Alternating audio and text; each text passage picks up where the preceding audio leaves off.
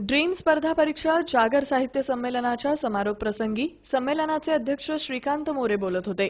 या प्रसंगी व्यासपीठावर डॉक्टर शिवरत्न शेटे, पालिका विरोधी पक्षनेते नरेंद्र काळे, सुनील ठेंगील, काशीनाथ भतकुंडकी, विक्रम खेलबुडे यांची उपस्थिती होती।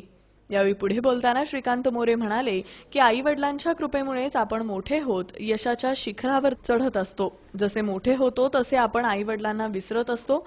जो आई-वडिलांना विसरतो तो समाजाला विसरतो। आई-वडिलांची मेहनत कधीच विसरता कामा नये असं त्यांनी सांगितलं।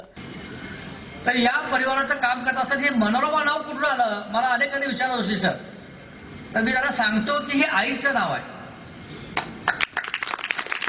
आईच्या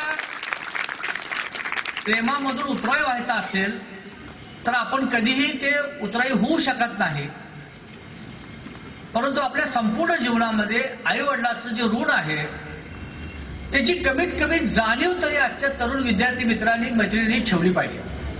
या प्रसंगी जेटी कुलकर्णी यांना जीवन गौरव पुरस्कारानं सन्मानित करण्यात आलं।